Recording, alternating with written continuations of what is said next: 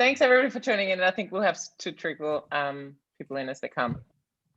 But welcome to our first official tech series of this year.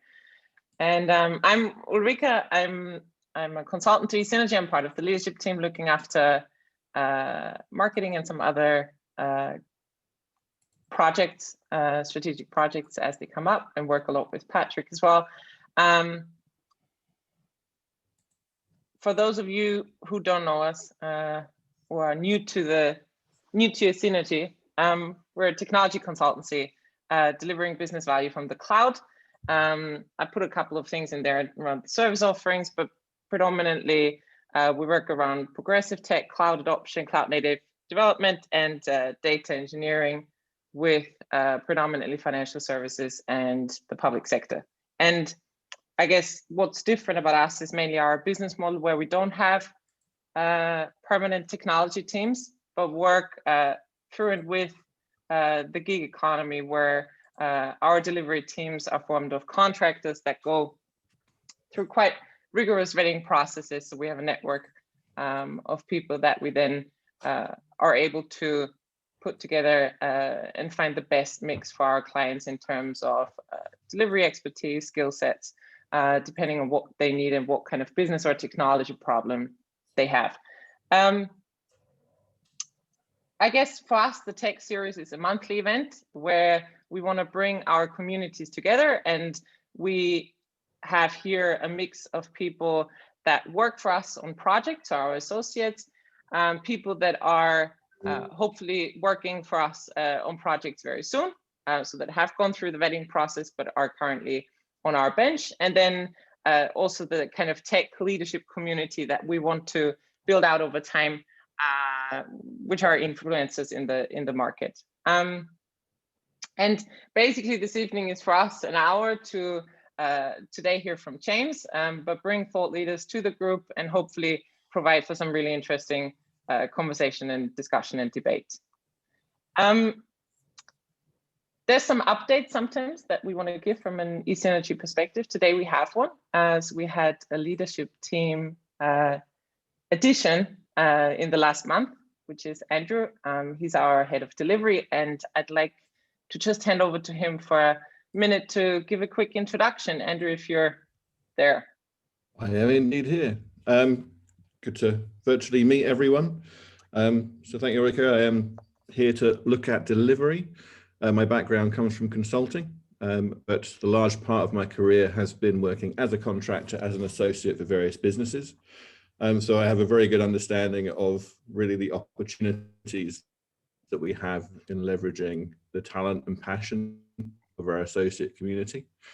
So really my focus over the next few months is I'll be hopefully speaking a lot more to everyone here, everyone across eSynergy, around really how we start bringing some robust processes to our deliveries, so we can ensure we can articulate the value we're delivering for customers in a much clearer way, and we can make sure we can then bring that messaging to the market in a much stronger fashion, so that we can get the high impact, high value consulting engagements that we know really deliver good work for our clients.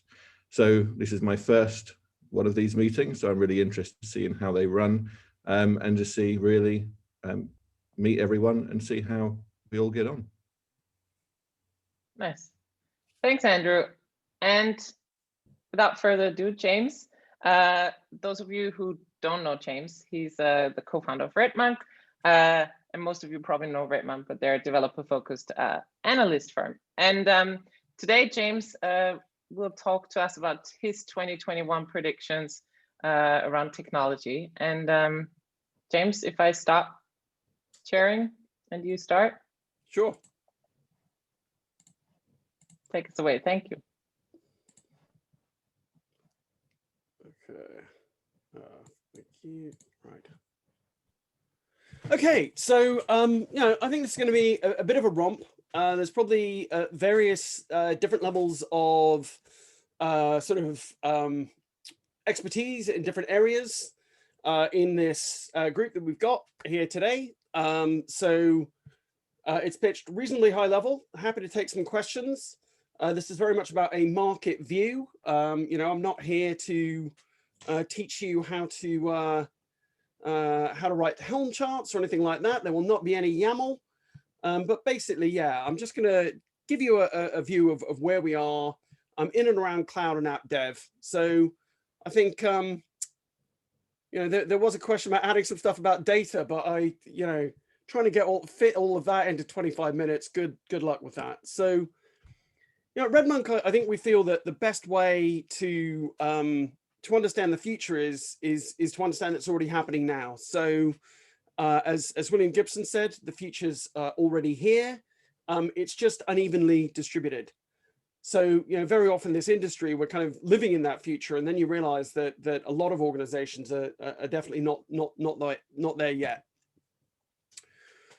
So, you know, where are we? We're sort of seeing a market in which Amazon is still clearly the leader. They've got you know, a huge amount of velocity around new services. They've got happy customers. Their sort of language of customer obsession is quite correct. Generally, they do a pretty good job. Quite interesting. Their velocity is so big at the moment that there are now some complexities emerging around just trying to navigate all of the different offerings that they have. This isn't just true for enterprises. We talk to startups, and you'll ask someone about a new service, and they'll turn around and say, well, no, actually, we began our journey 2 years ago. We've already selected an architecture, and we're not taking advantage of their newest stuff. Azure is entering the picture at scale. You know, Microsoft may not have the best platforms, but they are very good at running programs.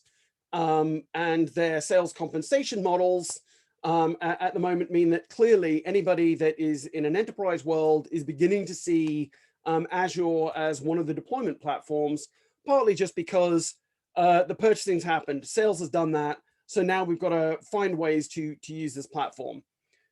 I think from my perspective, one of the very interesting things vis-a-vis this market of three, and some organizations are obviously taking advantage of the China clouds as well, but I think, you know, we'll stick with these three for the moment, is the fact that Google has markedly changed. You know, what was sort of, you know, hipster, we've got this great developer experience, we're going to be quite rude to you when you talk to us, has really changed to a much more accommodating approach vis-a-vis conversations about all sorts of frankly, you know, old and gnarly technologies. So, you know, customers that historically wanted to talk about SAP with GCP probably were not having the best conversation. Now under Thomas Kurian, it's very much bring all the workloads to us. You've got AS400s, yeah, we want to talk about that. You've got VMs, we'll just migrate those to containers in the cloud. And they're beginning to have a much more effective sales motion in Europe accordingly. So, you know, with the telcos, folks like Orange, Telefonica, we're beginning to see some momentum. They just had some very interesting deals. Deutsche Bank, obviously massive problems from a compliance perspective, multi-billion euro fines, and they've tried to get all of that under some control. HSBC had worked with Google on anti-money laundering, and I think Deutsche Bank has made a, like, literally it's, you know, 10-year deal. We're going to work with Google to modernize our operations so that we can have better reporting and do a better job there. And I think that's very interesting to me as well. You know, we came out of this sort of world of expecting that cloud services are a, you know, oh, pay as you go, developer with a credit card. These are CIO, you know, we're going to build joint competency centers in automotive, folks like Fiat. Very different world. 10-year deals are here. Sort of, it's like the 1990s have called, your IT model is back, at least vis-a-vis purchasing. I think in the cloud, one of the things that it's important to think about is like data. It makes so much sense that we would be managing our data in the cloud. And we've seen numerous areas where things that we tried, you know, Hadoop on-prem, we've sort of said, actually, this is just too hard to manage. That's moved into the cloud. And I think that's defined the future of what the cloud looks like, where we've moved from infrastructure services to managed services at a much higher level in the stack. And I think across the board, and certainly in the data world, we're just seeing workloads move to these three clouds because it's seen as a much more effective place to manage them. I mean, who wants to be messing around with Zookeeper all the time? Another artifact of this sort of move to services has been mass growth of Lambda. It took a while to hit the sort of the transition point, but we're seeing a lot of organizations that are betting very heavily on these managed services. Look, we just want our developers to develop the code, let a lot of the yak shaving be done from an automated fashion in the cloud.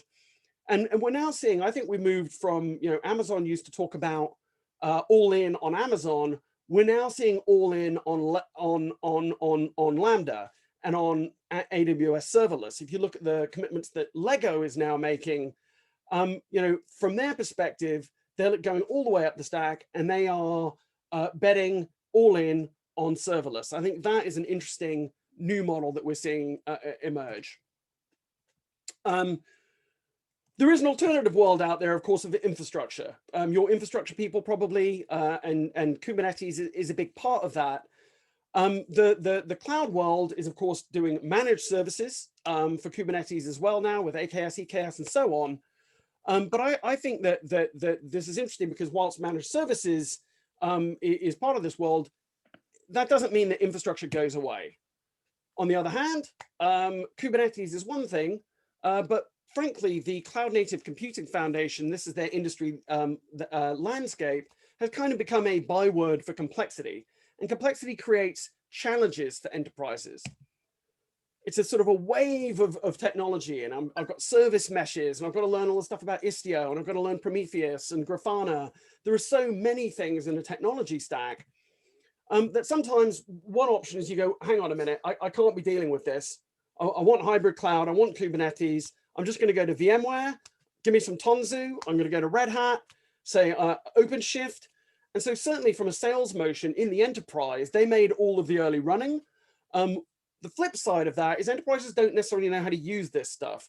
So from a consulting standpoint, one of the opportunities or one of the challenges there is you've got organizations around Europe that have bought a load of OpenShift and don't know what to do with it, frankly. They're asking for, training support. They'll find, oh, I need 400 OpenShift engineers tomorrow. I'm sure Patrick would love a load of those calls, but we've definitely seen software companies in and around Kubernetes that are being asked to be training and consulting rather than software because there's just a lack of skills in the market. So that's one approach that we can take to dealing with this complexity. Another is we say we don't want to deal with any of that. Give me a next generation Heroku.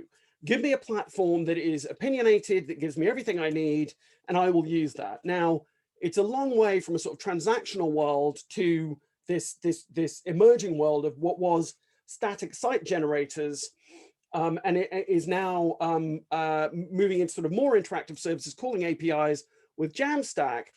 But there's no doubt that a lot of developers, they don't want to mess around with stuff. The idea that the CI/CD is built into the platform.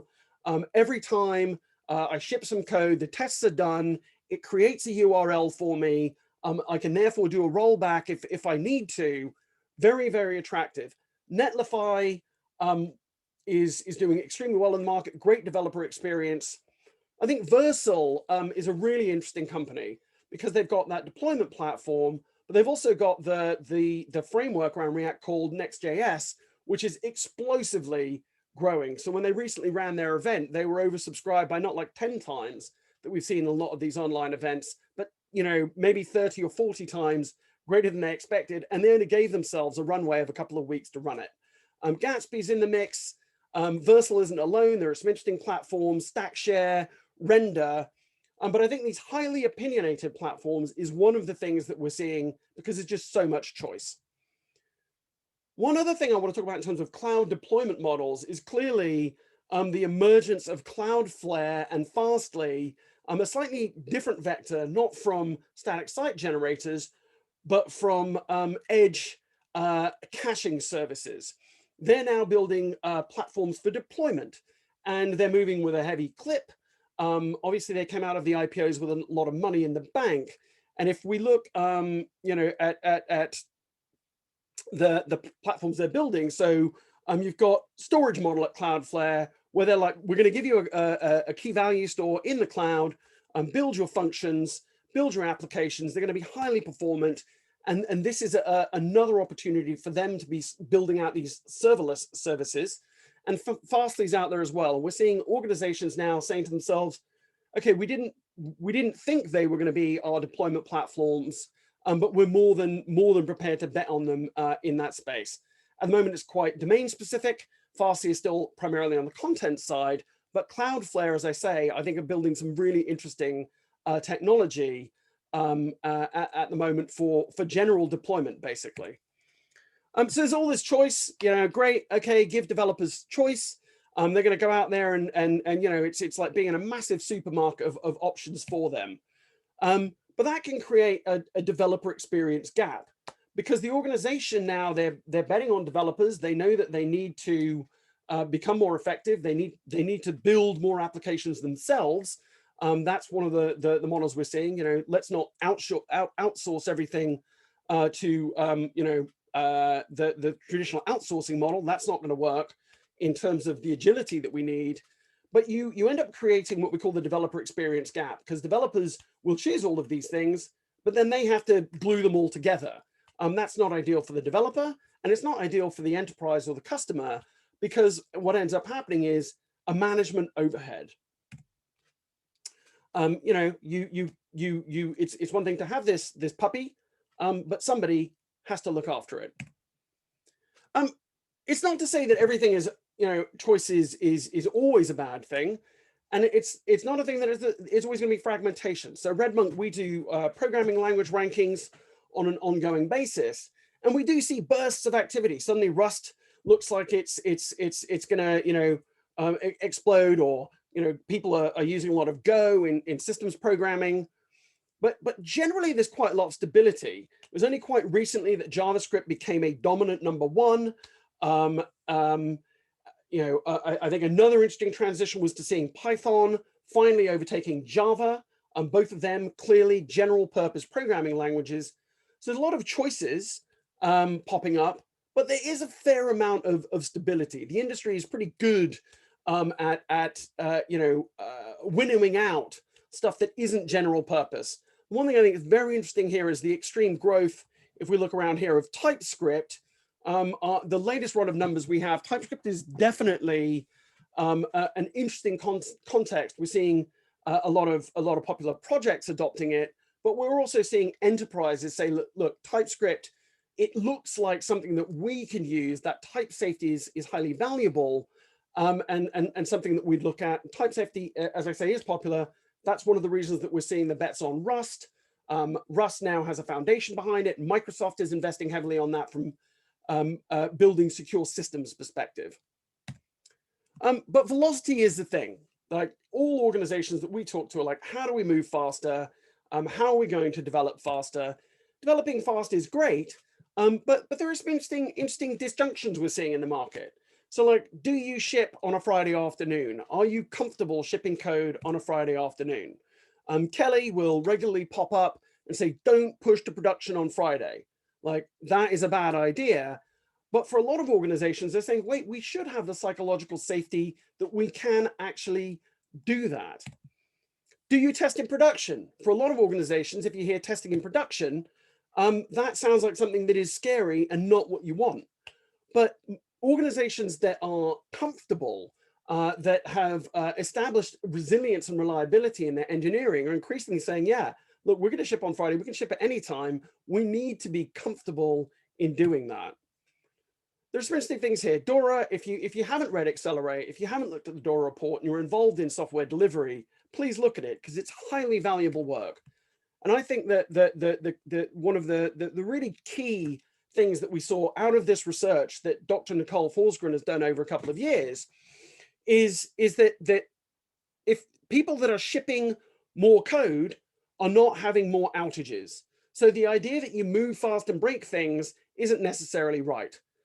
Moving fast, those organizations are doing more testing. They shifted testing left, and they're actually finding that they have more quality as well as more velocity. And that's something that organizations should reach for. Velocity in itself, I think the business needs to decide why they want that velocity and where they want that velocity. But clearly, all the organizations we're talking to, it's the threat posture.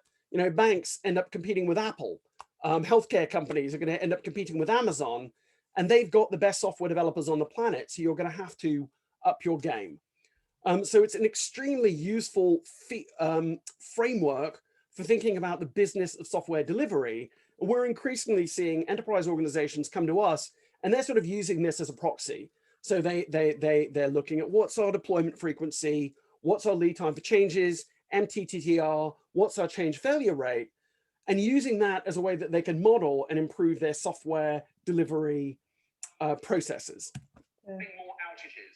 So the idea that you move faster. Okay, I've got some echo here, so that's interesting. So anyway, CI/CD is foundational to becoming more effective as a software organization. You know, I think most of us would understand that. Organizations need to invest, they need to retrain. They're going to get those better outcomes that Dora's talked about by investing heavily in automated testing, automated builds, becoming more effective accordingly. And I think here's one where living in the future, as opposed to the reality of life, is interesting. There are still teams out there with like a build manager. They have not automated their builds. I remember we were talking to Google, and they basically said, look, everyone is already has a fully automated system for software and infrastructure deployment. And you just have to say, Google, you're out of your mind. That just is not the case. That is not the case in the enterprise. So it's still worth, you know, the organizations we still see, you know, agile, CI/CD in many parts of their org are aspirational. That said, for those that have made that move, I think there are a new set of disciplines. This is my term. We don't usually make them up, but it seems to have been adopted by some folks in the industry. And you know, what I noticed was that we've got these sophisticated routing infrastructures. I mentioned Istio, the kinds of things that you can do with Console from HashiCorp. But like, what's it for? What's the benefit of having a service routing infrastructure? You can begin to do things like, why don't we roll out the service to a cohort of users? Let us understand how it performs in production, perhaps for our internal users, before we roll it out externally. Perhaps like Datadog, you say to yourself, hey, I know what we're going to do. We're going to deploy in Japan when they're all asleep to see how the system behaves in production before we roll that out more broadly. Let's do blue-green deployments. And I think whilst the CI/CD, if we think about the original book, there's no doubt that some of that thinking was in there. Enterprises are only beginning to think about that now. And we're certainly seeing people think about, well, how are we going to do that? How can we manage the blast radius? How can we roll out these services to a specific set of users first? Charity Majors from Honeycomb, extremely aggressive. That was very nice validation for me, because Charity tends to say a lot of things are bad. So when she said that idea made sense, that was just a thumbs up. One of the key things in this world of progressive delivery is feature flags. So could we toggle services on and off? There are a set of vendors, Split.io, Launch Darkly. And what we're seeing, I think, is organizations that are sophisticated now in their product management, their digital product management, are definitely coming at the world from a feature flag perspective. GitHub's used them for years. Now we're seeing enterprises doing it. So Nike has built their own feature flagging system, JVM based, called Mirai. Again, we're sort of seeing this as a proxy for mature or modern software delivery. Another modern software delivery, it's the pipeline. So we're shifting everything left. We've got Sneak doing a great job shifting security left, but there's more and more testing done by the developer. And what we're seeing is, look, it's not enough to have like a 15-year-old Jenkinstein in your organization and hope that you're going to be effective. The pipelines have become a gating factor on better software delivery. Hosted CI/CD came in. We began to see, obviously the likes of Circle CI, but we're now seeing GitHub move into that market with Actions. And I think that the enterprises we're talking to are really thinking about, frankly, rebuilding their entire software delivery pipeline. And I think that is a key context for 2021 and the next couple of years. How do we have a modern pipeline rather than some of the janky stuff that we were running? Alongside that, I think there's a move to let's bring together our pipelines and our observability. Interesting thing there, Dynatrace, classic tracing observability vendor. They've now got a platform called Captain, which is all about automating the workflows around your pipelines. Observability, what's that about? Well, look, we're building these microservices. We're breaking things up. We're probably going too far. Monoliths have a role to play. You should really just understand your service boundaries. But like, this is the reason Twitter got on observability is this is their service graph. This is all the different services they were running. These are the dependencies between them. Some people will say, oh, observability, it's really simple. It's just logs, traces, and metrics APM. Put it in one database and you'll be able to do observability and manage your systems. But frankly, as we've seen, anytime, if an APM vendor says, all I need to do is buy a log management vendor and the customer will have nirvana, that's probably bullshit. So it's about coming at this from an intentional perspective. There are new platforms. Honeycomb is a good example. And it's a set of modern working practices. It's all about troubleshooting. So we know that I mentioned testing in production. We know that we're going to, if we're rolling things out more quickly, we won't have as many failures. That doesn't mean we're not going to have failures. And when it happens, we want to be able to go in and troubleshoot and understand across a distributed service graph what's happened. The distributed systems we're building are non-deterministic. The infrastructure doesn't always look exactly how we expected it. So for organizations that have engineering ownership of product management, observability really resonates with them. It's about testing in production. And this notion of resilience engineering, and I know that Russ has a few strong opinions here. So perhaps if I ever finish this presentation, he'll talk a bit about that. But yeah, have everything in a single interface in context views. We can't be shifting between the tracing interface and the log interface and trying to pull all of this together. Dealing with high cardinality. These are our tables with a lot of difference in them. How do we deal with that needle in a haystack? And finally, I think those service level goals to ensure that IT is thinking about how do we manage our error budget? Which customers are affected when there's an outage? Because it's all very well and good saying, oh, we have whatever the current reliability is, but if your biggest customer is unhappy, you better fix that problem. And so I think observability is something that we're seeing organizations look to invest in this year. GitOps is another thing that we're seeing a lot of interest in. The notion that I can have Git as a system of record. So we've got audit trails of system changes. I don't just have developers going in, SSHing in, here's a new set of servers or VMs or containers. Let's know what changes were made, when and why. Let's diff the infrastructure. So if we think about infrastructure as code, everything is code, frankly. What was the difference? What changed? Set your desired state in Git. Use Git as, look, you can do a pull request in order to trigger an automation event. So we're seeing a lot of integration with with GitHub, with Terraform, for example, where we've got a standard set of things that a developer will do, because frankly, as I've said, we can't live in a world where we've got all of these changes, all of these environments, and we're not tracking that with the system. And I think that's why GitOps is taking off. And we're seeing a ton of organizations begin to invest there. Certainly the cloud companies are all doing this, and enterprises are beginning to as well. So it was coined by Alexis.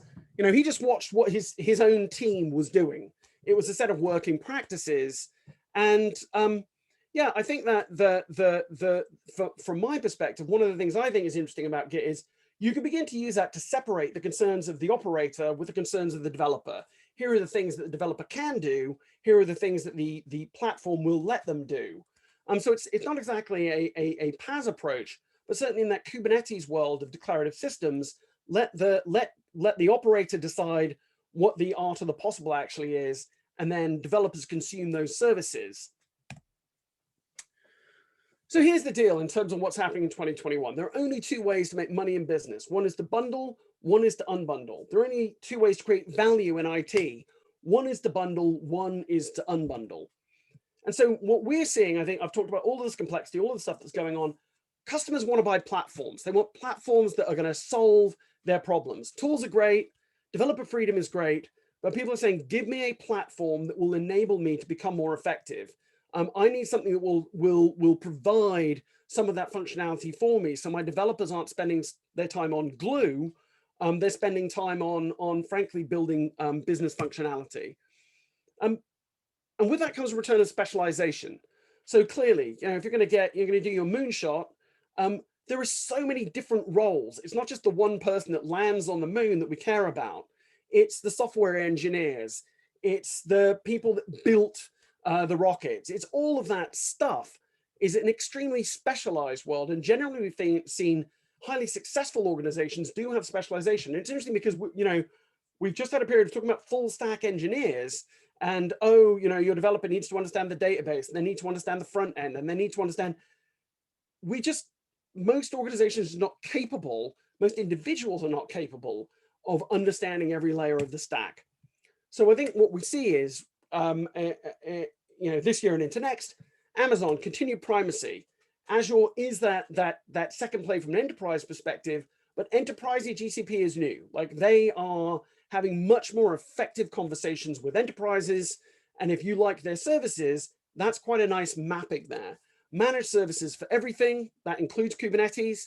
It really doesn't make sense. Vanilla Kubernetes is not going to be a thing. You've got to outsource some of the complexity to a third party. We've got choice and fragmentation. It is a huge issue. It's a huge problem. We need to focus on developer experience so developers are productive, but we also need to focus on operator experience so that the platform owner is effective as well.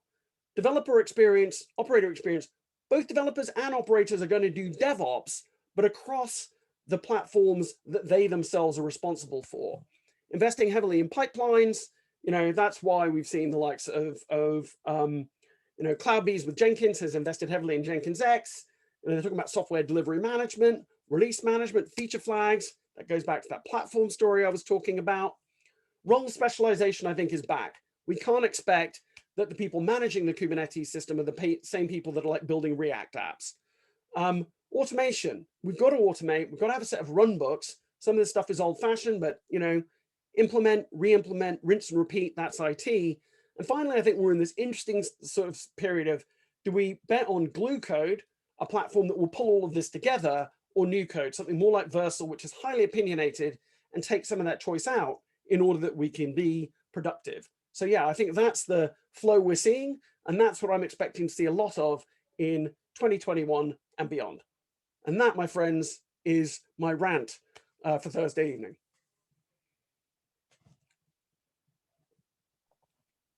Thanks a lot, James. That was super interesting. I guess for Q&A, should we just, if people want to unmute themselves or put something into the chat. David, you had a comment? Yeah, I've got more of a question. Yeah, I had a question, but James answered it during the presentation, so I had to reword it. Around the developer experience and its complexity, and we're seeing things bundle. What are your thoughts on HashiCorp Waypoint, or their notion, which I'm seeing? It was Chef Habitat years ago, but now I can see Waypoint doing the same thing. It's taking that complexity, so my secrets management, my Kubernetes, my automation, my containers, etc., putting it in a bundle so the developer doesn't have to worry about all these pieces. That's abstracted, so hopefully it means they have less to worry about. They can just worry on shipping quality code. Yeah, I think it's that's something that customers are really interested in, and arguably, and I think that's why there are a lot, it's a similar pattern to GitOps, but from a just from a HashiCorp world perspective, which makes sense. I talk about the platforms. They've just done such a brilliant job of I think what's interesting about HashiCorp is, look, we'll sell to security, right? So we can talk to security people about Vault. They get it. That's a great landing point. They can expand from there. Networking or service mesh. You want to talk to the network people, HashiCorp can go in and talk to them, and they're like, oh, brilliant. I totally get this. This is, this makes sense to me. Configuration people, and automation people. Oh, let's have a chat about Terraform. Again, landing point. So what's interesting is they've established all of these beachheads. They've got developer permission. Frankly, it goes back to Vagrant. A lot of people just learned HashiCorp there and trust them, have had good experiences with their tools. And so I think from their perspective, you're absolutely right. It's like, how do we begin to abstract some of this so that I think arguably that's the key thing that HashiCorp is about, is about providing a layer of abstraction that means the developer doesn't have to worry about as many things. I think what's interesting for me is they've had a great, they haven't really been, they've been a few different tools that work sort of together. And I think their transition is to become a platform player. And yeah, I expect, given the sort of market permission they have, that Waypoint will succeed quite likely in a way that Habitat did not. Habitat feels a bit of a lost opportunity. It's that, you know, the wonderful platform that never happened. So yeah, I think that's a really good question. As I think it addresses some of the same questions as the GitOps idea. Yeah, that's great. Thank you, James. Sorry, James, I had a question, sort of like this technological capabilities progressing at such a rate, and you mentioned sophistication in the organization. Yep. In your experience, are you seeing the product development teams moving at the rate of knots that the technical progression is, and supporting that capability? Because in my experience, the supporting functions often aren't as capable and as aware of what is possible. Obviously, senior leaders will fear testing production, but will potentially embrace getting product out there quicker. But it's, in your experience, are the product organizations as sophisticated as the technical capabilities? No, I mean, I think everyone's struggling, and it was sort of, as I say, that example of like this startup. And honestly, we met them and they were like, wow, these people are amazing. They're living in the future, and they're building this incredible architecture, and they are as sophisticated as anyone we've talked to. And then we just talked to some of the new serverless capabilities that Amazon was building with Amplify, and they were like, oh no, we're not quite on that wave yet. I think it's a really good question. Our ability to consume, that's one of the questions about velocity.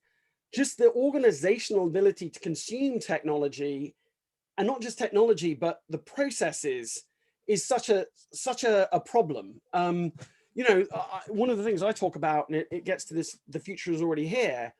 Like if I go out and I'm presenting in, I don't know, I'm presenting it at just a European, let's say I'm talking about at like SAP TechEd. Right, so let's go into the belly of the beast, right? Sort of, SAP is not, that's not living in the future from a customer perspective. And honestly, from them, they don't want to hear about all the namby-pamby stuff. They just want DevOps 101. Can you please explain how we can begin to do DevOps? And so the fact that DevOps is a 10-year-old phenomenon, or it's a longer than, it was given a name 10 years ago, but we're still not there yet. I think really gets to your point that like we can create all of this new technology, but how do we consume it? And I think that's one of the challenges. That I say, everyone's looking for training. We had a nice little run with the Pivotal Labs, sort of some organizations learning how to pair program, learning a bit of TDD, just getting better at automation.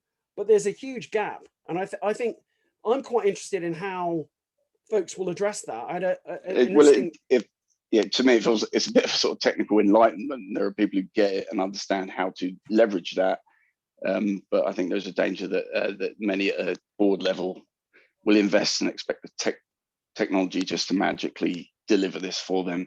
But absolutely, I think it's just such broad change required in test, in product, across the organization to really utilize that. The smart companies that you mentioned are doing it because they grew up with that as the core of their business. But yeah, it's absolutely agree. And I think that's our job to set expectations. Indeed, and to sort of help people understand. And I think that one of the things to your question that I really like, and this is something we've been trying to understand and contextualize at RedMonk, is so one of the and I've seen this a number of times. You go to a conference and there'll be someone will stand up and they'll say, there's been too many product pitches. DevOps is not product, it's a culture change. And that's very seductive. Yeah, that's right. DevOps is a culture change. But I think that sometimes we neglect to understand the degree to which a platform or tool set can begin to encourage a culture change. And I'd point to, just look at how people are using GitHub. The idea that using GitHub doesn't change how you build software sort of doesn't make sense. Or Slack in terms of collaboration. The more you use it, it does begin to have an effect on working methods. Well, I think another example would just be, look, I mean, you know, DevOps was a term made up by Andrew Clay Schaefer and Patrick Dubois. Well, you know, Andrew went and like they built Puppet, which was a platform to help solve some of the problems they saw around configuration in order to do DevOps. And so I think it's hopefully a virtuous circle, but I really agree that I don't think we're doing a great job of the of making it easy so that you frankly, where's the wave of, like, if we think about the classic, you know, what, you know, the Novell certified engineer, or, and that's showing how old I am, but Docker certification, or, you know, like Windows, when it just became, look, you know, managing an IP stack became something that was like only like amazing people could do, to something that a human could do. And I think we need to package all of that up and start to deliver some of that now. Thanks.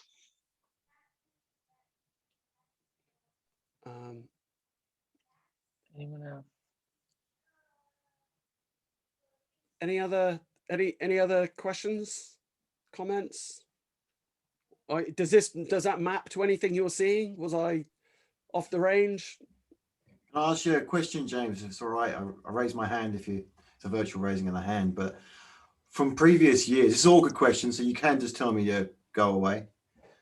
On Zoom, that's easy. Of the sort of predictions you've made in previous years, what's surprising you over this like pandemic shock to the system, I suppose, is my idea. What's not worked? What were you sitting back 2 years ago going, that looks really promising, and you're now sitting here going, yeah, wow, that didn't age well, is perhaps the question I'm asking. Great open-ended question. Yeah, I mean, things that don't age well. I mean, that as an industry analyst, you deal with like reality, the future's unevenly distributed, and quite often you get things quite wrong. I mean, I have both predicted the death of the browser in favor of native apps, and at a different time, I predicted that native apps on mobile devices would go away in favor of web apps. So I was very wrong twice, about, I think, you know, 8 or 10 years apart. I think in terms of thing, there have been some, so I think it's not necessarily, yeah.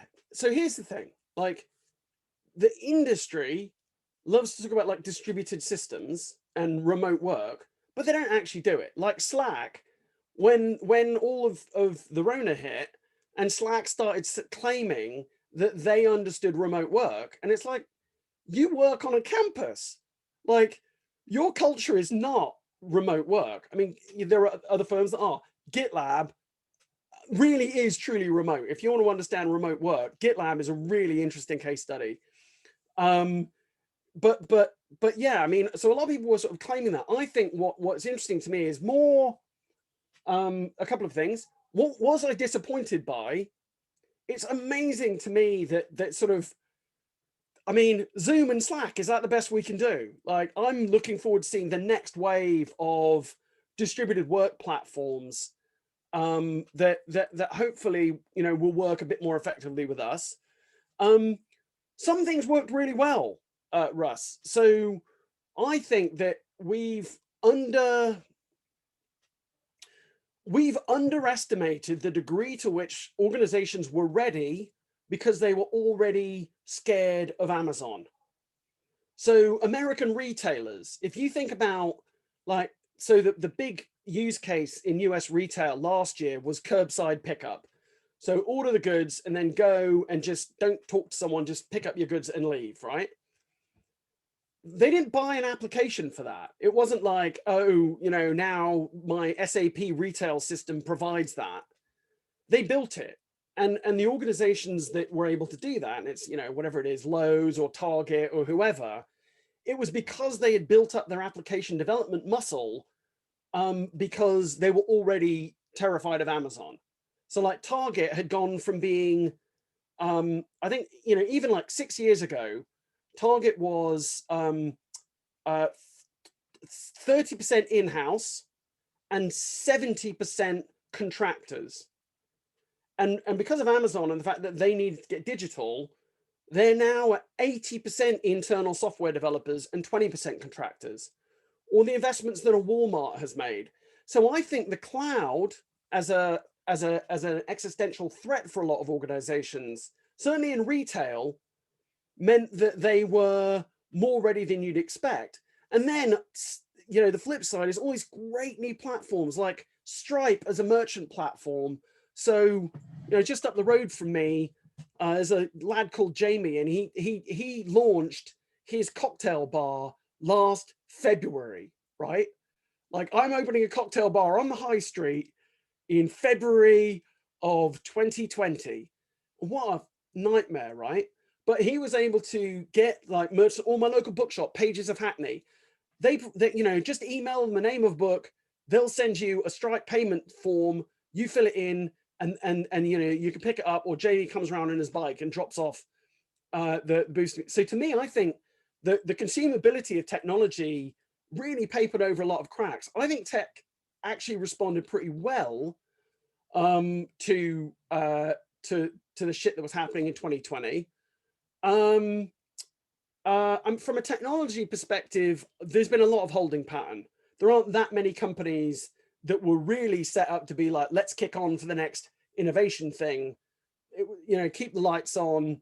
You know, we've got to do curbside pickup or whatever the equivalent is.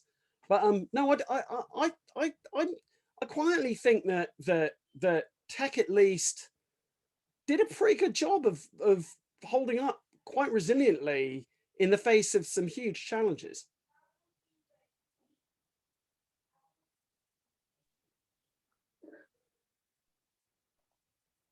Cool. Anyone else? Sorry, yeah, on that Lars. point, do you think that changes the landscape somewhat? Because I think the reliance and, you know, from what I've seen, how tech has supported businesses and highlighted the need for you know, alternative channels when we haven't been able to be physically present. Do you think that will change? Yeah, the definitely. focus? I've got a couple of really good examples.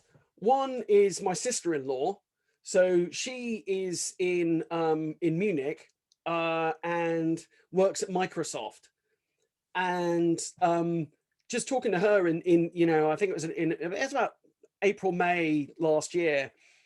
And she just used a brilliant phrase in terms of like Microsoft, because it's one thing when you hear from like, you know, Satya Nadella, oh, the coronavirus has, you know, accelerated cloud transformations, you know, by 3 years, or, you know, or they've done 3 years of transformation in 6 months, or, you know, well, there's this great phrase, coronavirus is your new chief digital officer, you know, that sort of stuff. It's one thing to hear that stuff, but when Sophie literally, she just said, look, in Germany, coronavirus is shoveling workloads into the cloud. That was really interesting for me, because Germany has been really hesitant for a lot of reasons about cloud, much stronger concern around privacy and data sovereignty. But you know, that was a step change in terms of customer willingness to move workloads. And then I'll get a bit more specific. So sorry, and also the, you know, businesses' ability when they have to you know, use the technology to be more agile, to make change quickly, to absolutely. So Volkswagen, so it's forced the issue really. Volkswagen had a really interesting situation where basically their test infrastructure was on-prem, and that's like for I mean, the software that runs the cars. I mean, effectively these days that's the car, but they had like literally you had to go in to the data center in order to do your testing. And I realized, you know, oh, you know, that could be, it's, you know, it's, you could clearly, there are different ways you can do this, but the fact is they weren't set up for it. They were not set up for testing in the cloud or testing from people working from home and stuff. So they were just desperate as soon as possible to get people back in so that they could keep, frankly, building software to support the cars. Now, they had, I think, one division that had made a transition, and in fact was now doing their testing in the cloud, and they loved it, and they found it so much easier that the rest of the org was like, we've got to do that. So I think Volkswagen are now on a quite a big push about their own testing infrastructure to make sure that it's in the cloud, because now they've just seen the obvious benefits to doing that. So I think to your point, sometimes it's a sort of the near-death experience that drives changes in behavior. And I mean, for German automotive, they've already got Tesla as an extinction event, and combine that with coronavirus, and I think that's a substantial change. So we'll see. I think that Germany. Well, the kind of point I was getting to is we mentioned how we communicate this and how we influence change. I think typically, the tech and IT leadership aren't necessarily that great, because we know this is the capability to have and we can do it. And it's so I think it's just make sure we don't miss the opportunity to articulate that message and give those examples of these sort of changes, and how, like you say, this very unusual scenario. It's the IT functions, I think, that have largely stood up and supported core elements of the business and enabled very quickly, because I've seen it in various banking areas that that their focus on mobile, online, it's really given focus that, like, this is how we can access customers and keep those revenue streams open. But we need to sort of make sure we keep that momentum, I guess, of how technology's made that happen. As you say, storytelling. IT needs to be better at storytelling. Set expectations and tell the right stories. I think that's a really brilliant point. Could I just have one question? I know we're probably tight on time, and it's one of my favourites. The distributed workforces, which you've been talking about for a number of years before it got trending, got called that. Goldman Sachs obviously came out today and basically said that was a load of old tosh and that everyone will be back in the office. Where is the happy medium? Is there a happy medium, or do you think, because obviously it's not right for everyone, is it? No, I mean, I think it's a really good point. And there have been very different, look, not all banks agree. So Barclays has said they're not going to go back to normal in terms of their real estate. I think HSBC has made some similar noises. Goldman Sachs have got their opinion. At the moment, we're probably at sort of peak not return to normality. We're probably all like, we're not going back to normal now. I know I don't want to go back to normal. In terms of I don't want to be going to Vegas all the time. I'll tell you that for nothing. So I think we're sort of at the peak of that. But yeah, once people start getting vaccinated and everyone's like, oh God, let's go back and hang out. So I think it's a really good question, and we have seen a possibility of a better way of working in some areas. The wheels have not come off. Do salespeople really? There was I got to be in the room with the customer. I got to be in the. Well, do you now? Because you haven't seen your customers. You haven't been in the room with them for a year or whatever. So, like, do I want to come and hang out with you in the Smoking Goat? Absolutely, but I don't want to go to Vegas. I think we'll see how it goes, but I think real estate is in for a bit of a reckoning. Because my question is this: is the office serving us, or are we serving the office? And Patrick, you know a bit about this, right? Like, what is the purpose of square footage? And like, you've been on a journey. Is it about like supporting my community, or is it about a load of people just phoning up and do you need some bodies? And so I think that we should think about like, what is the role of space? And this has given us an opportunity to. We might all just snap back to normal, but I think some organizations, look, when maybe Goldman Sachs just had newer leases, right? If you just signed a lease for whatever it is, you're probably going to go, yeah, all back, come back in the office. Whereas if you've got a load of fag-end leases, you're going to be like, oh no, we're not using those again. I mean, WeWork just bought out of one of their spaces in Shoreditch. They had to make up their back rent and then paid 2 million quid to get out of a lease. You know I'm glad I got out of the co-working business in 2019. I'll tell you that for nothing. In San Francisco, we've seen some of the big web companies say, actually, we're just not going to be investing in real estate in the way we were expecting. So yeah,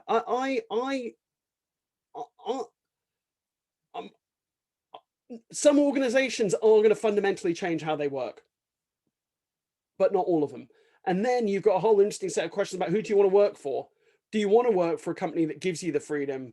Do you want to, you know, like, very personally speaking, you know, I talk about women in tech, right? And then, but I've got a very traditional, my wife like works at home, does more, you know, we've got 3 kids. So she spent so much time like basically working on domestic stuff, but she's doing an art foundation course at the moment. And like, it's been, this year has sort of been amazing because you know, when she's really focused on her art, I can be like, I'm gonna cook every meal. I'm gonna do, you know, and I'm not, oh, I'm buggering off to Berlin or wherever it is, or I've got to go to the office. It's been amazing in terms of being more supportive as her partner. And I don't want to go back. That's like the opportunity of a new way of working to me. And I can't be alone in that, right? There have to be people going, there are parts of this that were good. I don't want to do 5 days a week in the office. Like, why would I? Thanks, James. Closing it out with a more personal prediction of what's to come once we see the end of this. Appreciate it. Thanks, everybody. Thanks, James, a lot for presenting and taking the time. There's always a lot of time going into the slides. Adele, Cara, thanks a lot for organizing. Really appreciate it. And hopefully you guys enjoyed it, and we'll see you next time. We'll be back with the next topic for March. Thank you. Have a lovely evening. Everyone. Thanks, Have a lovely evening. Appreciate it. Thanks, James. Thanks. Bye.